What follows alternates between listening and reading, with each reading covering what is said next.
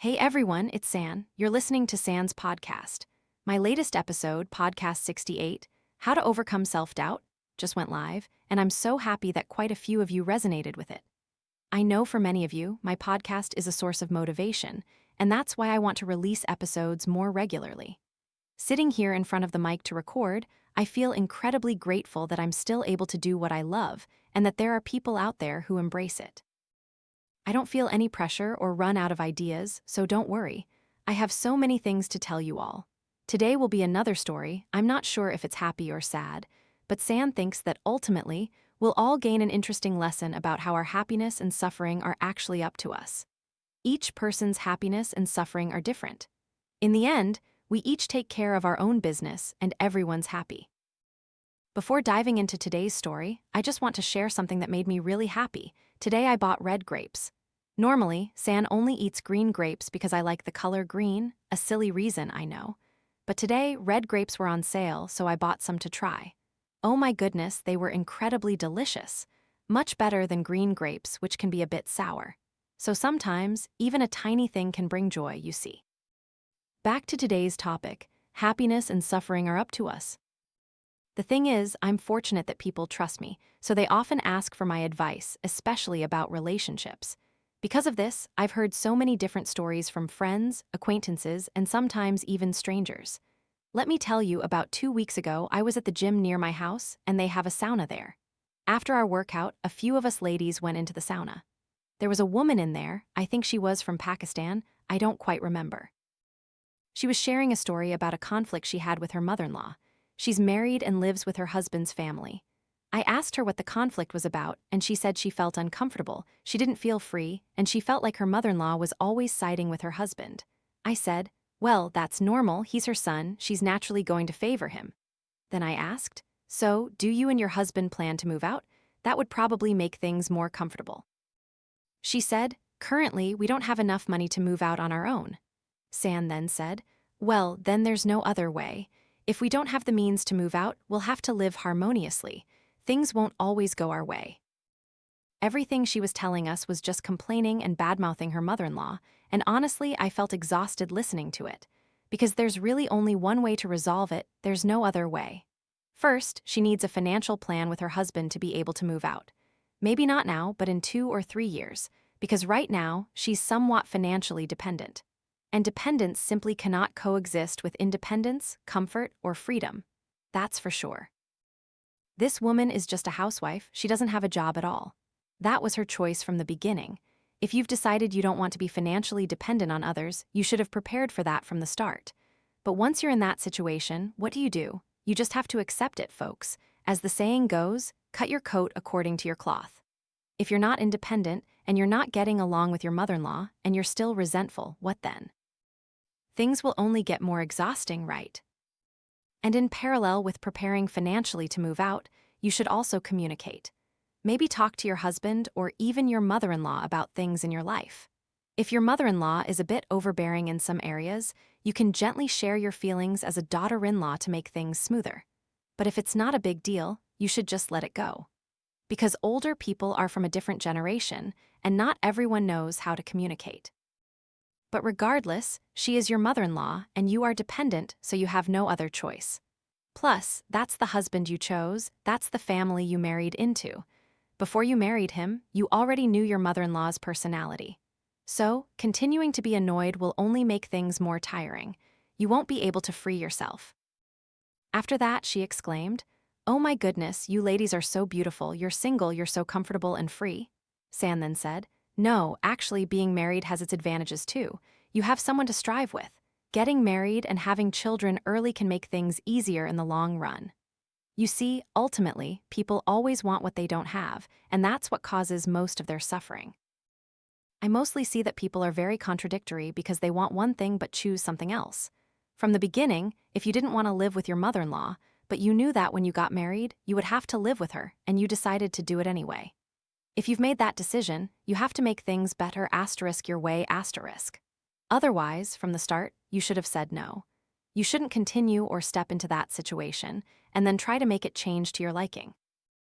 Everything that happens in life is meant to change us, not to change the events or circumstances themselves. We cannot change other people, and it's very difficult to change circumstances. The important thing is that you need to change yourself after such experiences. You have to change yourself. If you have independence, you have more choices, you can move out and live on your own. But if you don't, then you need to change yourself to adapt to the circumstances. That's how it is. Here's another story about a friend of mine. We're very close and I really care about her. We've known each other for a long time. She's a kind, forgiving, gentle person, very smart and responsible at work. The man she loved and later married was also an excellent guy, handsome, talented, capable, very masculine and strong. The only drawback was that he was quite patriarchal and wanted his wife to be subservient to him. At the same time, I also sensed that his feelings for her weren't very strong. I could tell. Why do I think that? I just had to look at her and I knew. You guys, you only need to look at a girl to know if she's in love with the right person. You don't need to look at the guy. No matter how perfect he seems, if she's always sad, always lonely, always has something to confide in others about, then she's loving the wrong person. That's the classic sign. If you love someone and you never have to complain about things to others, you just enjoy life, and he always loves, pampers, listens to you, respects your opinions, then that's loving the right person. Although you might have occasional disagreements, you work through those issues together instead of seeking out a third person to complain to. You overcome those things together. No relationship is perfect, but we need to know the boundary between the right person for us and the wrong person. So why do I say he didn't truly love her very much? I still believe she deserved someone who cared and loved her much more. It was her birthday, and he didn't organize anything, didn't do anything for it. We, her friends, celebrated for her. We went to a cafe, bought a cake, and blew out candles. It was getting a bit late. I don't remember exactly how long ago it was, but then suddenly my friend said, "I have to go home." We were celebrating her birthday, wishing her well, and she suddenly wanted to leave. Turns out, she wanted to go home to get something for him, for her boyfriend.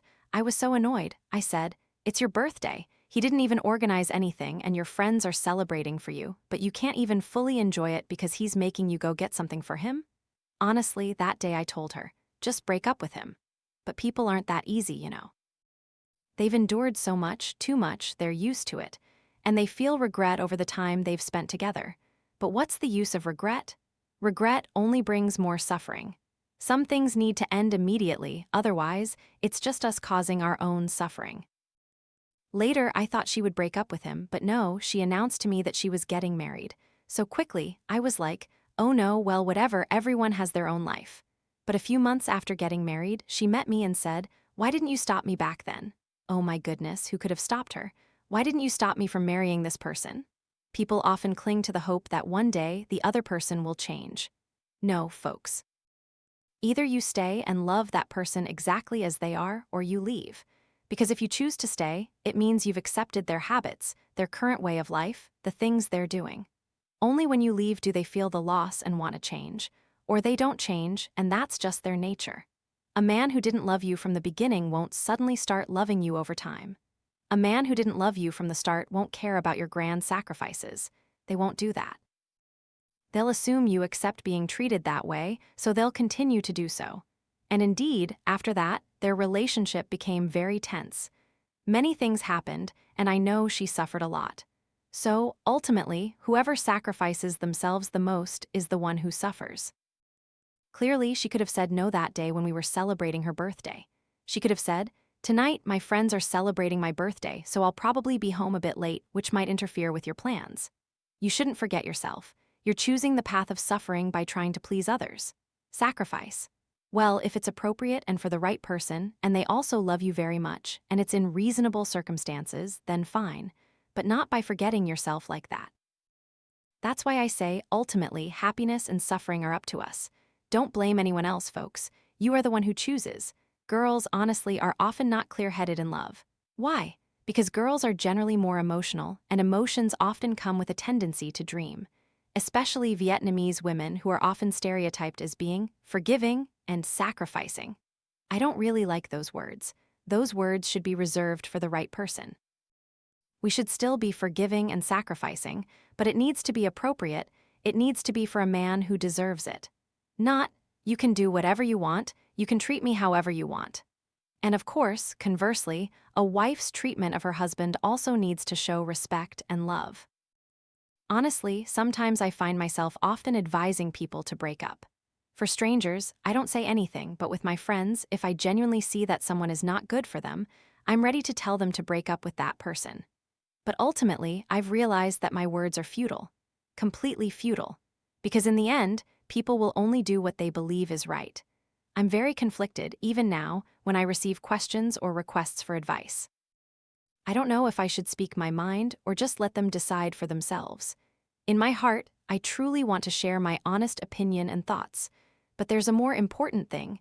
Everyone has their own life, and sometimes my advice might not actually be good for them. Sometimes they need that pain. Sometimes they need to go through it to learn a lesson.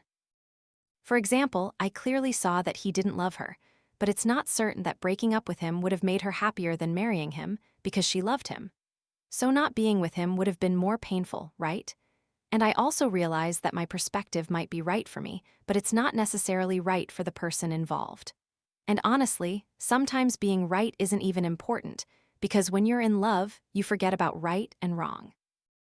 You know, San thinks the important thing in life is that we really need to be clear-headed and use logic.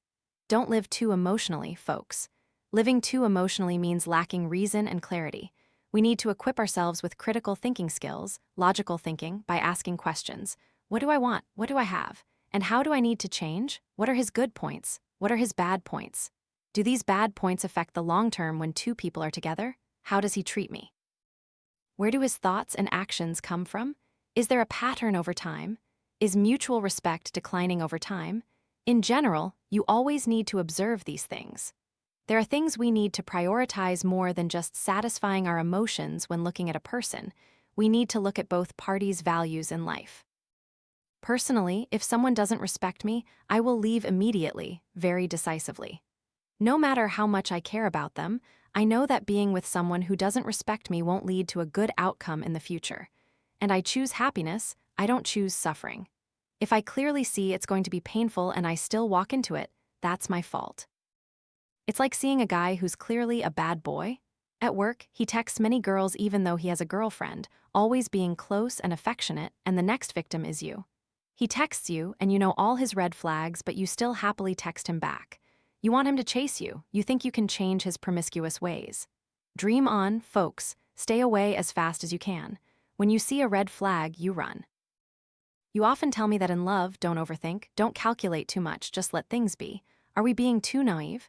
Of course, let things be, but you need to use your brain to know if that destiny is good or bad. You'll encounter many destinies in this world, but whether it's good fate or bad fate, you have to know it yourself. It's a test in your life, and if you don't recognize it, you'll suffer. That's how life is. We shouldn't be dreamy and think that heaven will only bring us good things. No, folks.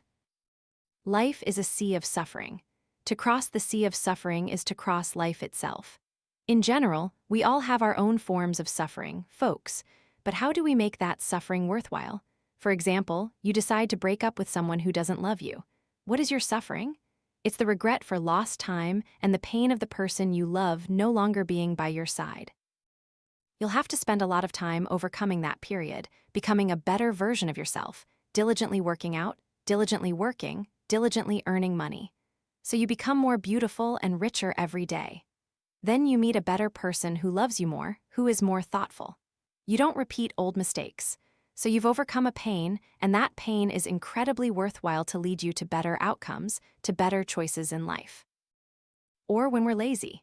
If we're lazy, the suffering later on is having no money to spend, having nothing at all, always having to grovel, no freedom. But what about being diligent now? The suffering there is not having time to play, always having to study, work, wake up early on weekends to read books, not much time for socializing with friends. Most of the time is spent on yourself, it's very lonely. But that suffering is worth it, folks. Because one day, diligent people always have opportunities to develop, expand their minds, broaden their thinking, earn more money, become more stable, more free.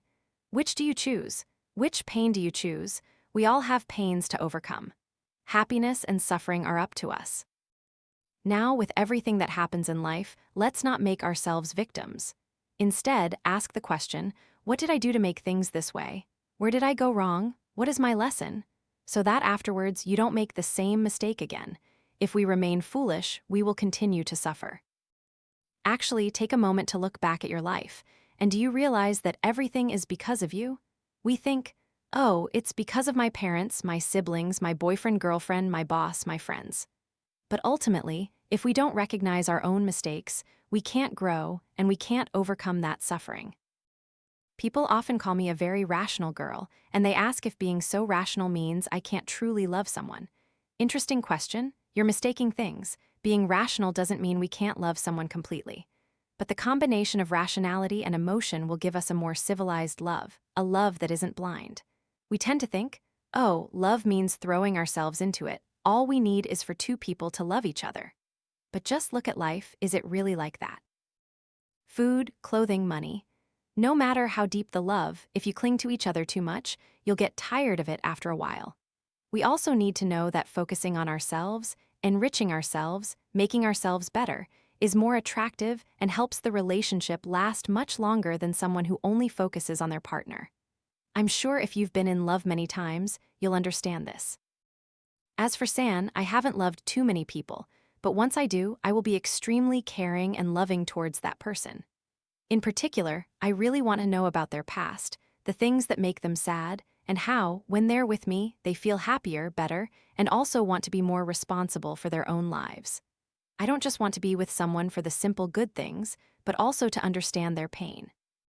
However, that doesn't mean I'll blindly fall for a guy full of red flags just because I like him.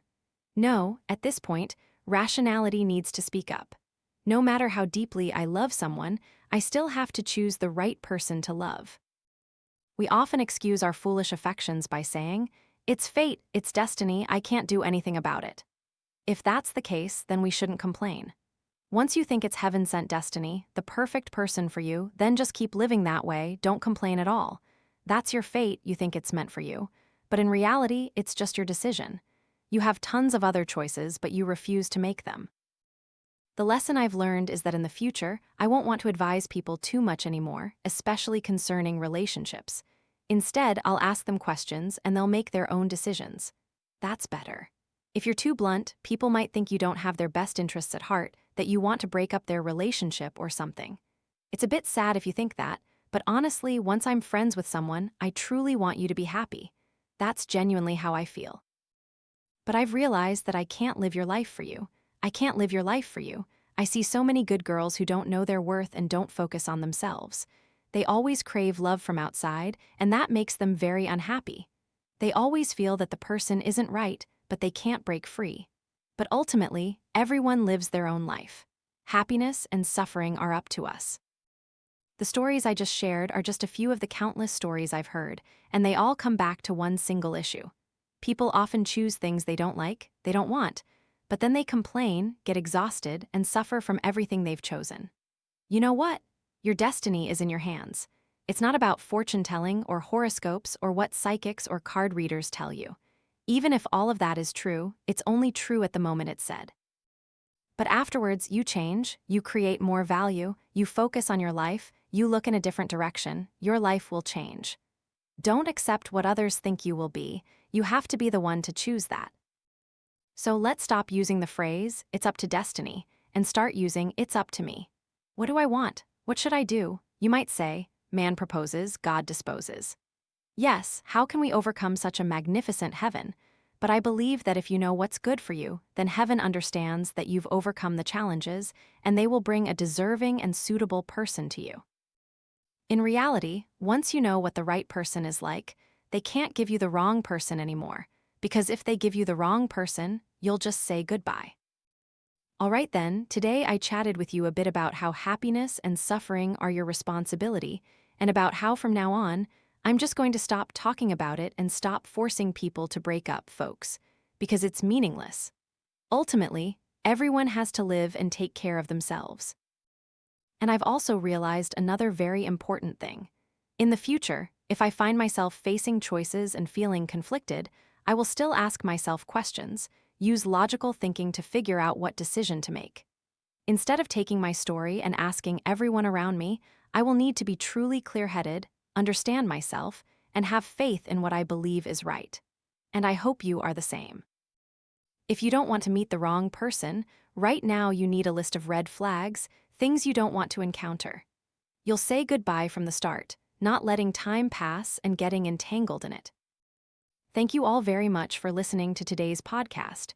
Do you have any lessons similar to this podcast? Please comment below.